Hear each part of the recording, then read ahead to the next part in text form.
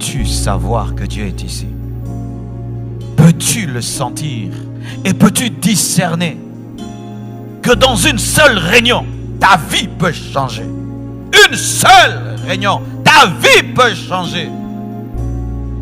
Le feu de la Pentecôte qui a embrasé la vie de Pierre est tombé en un instant. C'était un tout à coup. Mais voyez les résultats du tout à coup.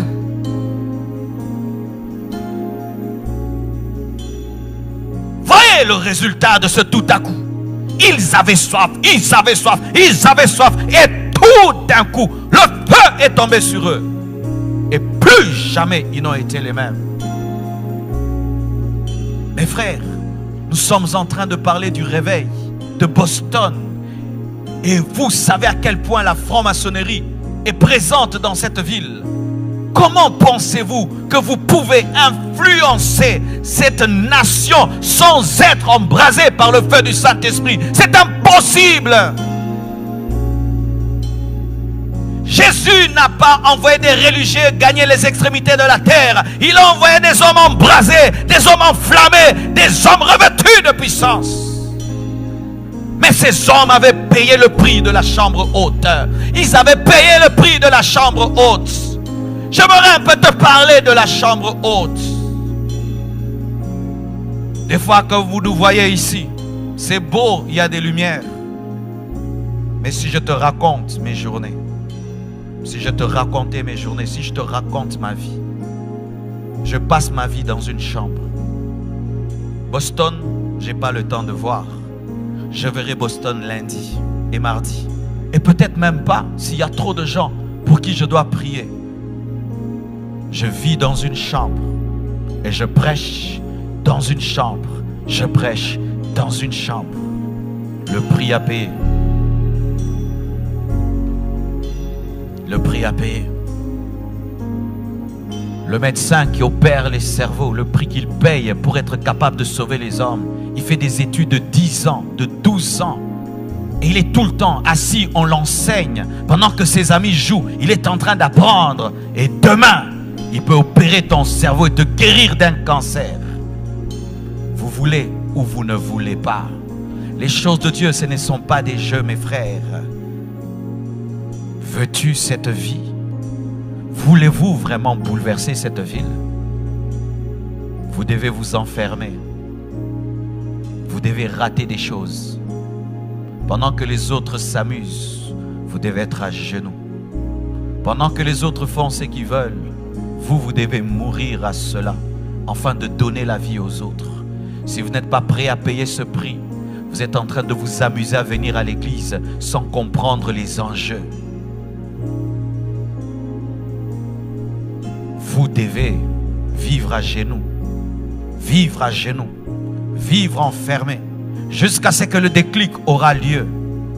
Car si vous ne payez pas le prix, sachez que les occultistes payent le prix. Certains ont offert leurs femmes, ont offert leurs enfants pour que Satan vienne régner dans la ville. Ils ont donné ce qu'ils avaient de précieux. Ils ont accepté que tous leurs enfants meurent. Ils ont fait des sacrifices humains. Ils ont donné de leur sang. Certains devaient vivre jusqu'à 70 ans. Ont accepté de mourir à 30 ans pour que seulement Satan passe par eux. Ils ont fait des sacrifices donnant leur vie. Certains ont fait des pactes avec le diable. Ils ne peuvent pas regarder derrière eux. Certains ont fait des pactes avec le diable. Ce sont des serpents qui les apparaissent. Certains ont fait des pactes avec le diable. Ils n'ont pas le droit de dormir. Certains ont fait des pactes avec le diable qui ne peuvent dormir dans une maison. Il faut entendre les pactes qu'ils acceptent. Mais les chrétiens, Dieu vous demande de jeûner. Il vous demande de vous agenouiller. Il vous demande de vous enfermer. Il vous demande de passer du temps avec lui. Mais vous ne voulez pas. Mais vous pensez que Dieu vous utilisera.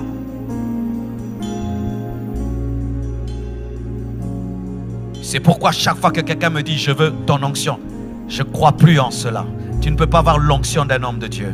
Je vais t'aider à avoir ton onction. Parce que si tu dois avoir mon onction, tu dois avoir mon histoire.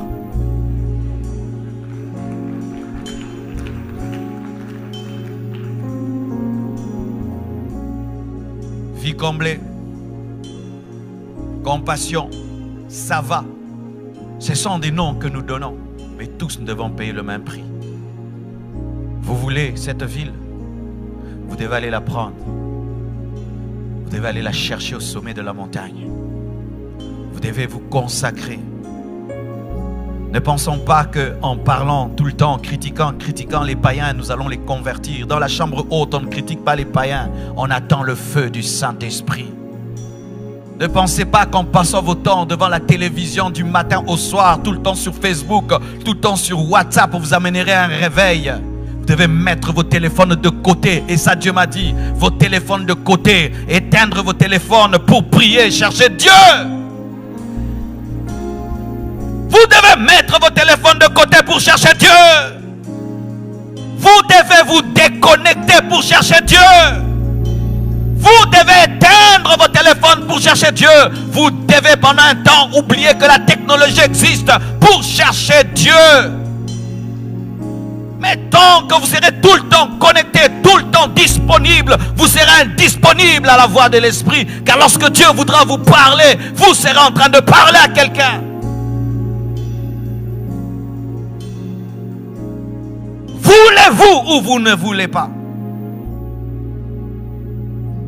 Ce monde n'a pas encore vu ce que Dieu peut faire au travers d'un homme qui s'abandonne totalement à lui.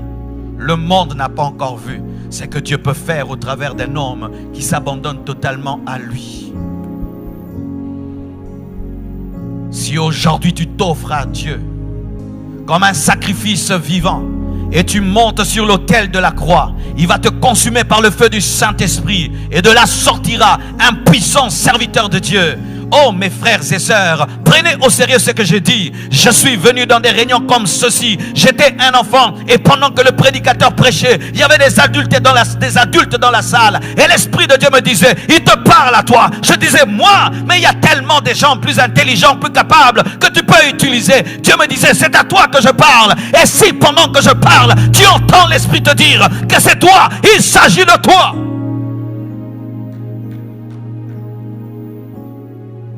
À quoi ça nous sert de dépenser autant d'argent, de louer tout ceci, cette salle, et de dépenser en hôtel, en avion, en cela, pour vous faire plaisir et vous divertir? Et vous divertir. Des billets d'avion payés, des hôtels payés, nourriture payée, des sons payés, musique payée. Et nous venons, nous écoutons, nous papotons, et nous papotons, et nous papotons tout cet argent jeté.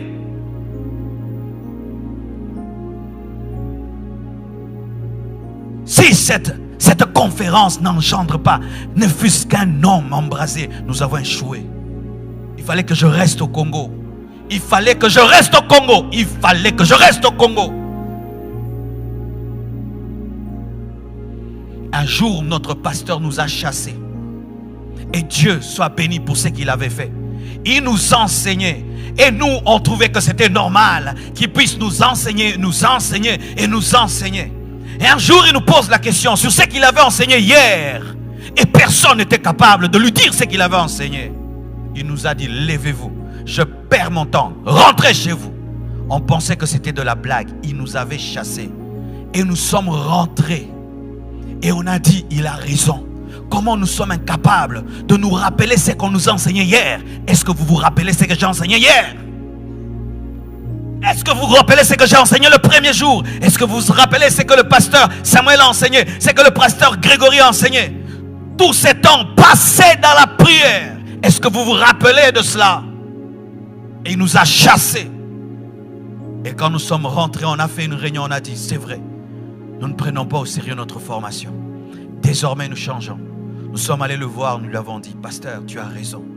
Nous sommes des aventuriers. Mais aujourd'hui, nous te promettons, nous prendrons au sérieux notre formation. Nous sommes revenus à ses pieds.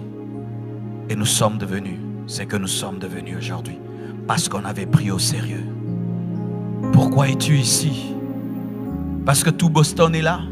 Parce que tes amis sont là? Parce que tu es obligé d'être là? Ou parce que tu as une rage? Tu as une rage, une soif, une insatisfaction, un désir ardent que rien ne peut satisfaire. Aucune maison, aucune voiture, aucune relation, rien que Dieu.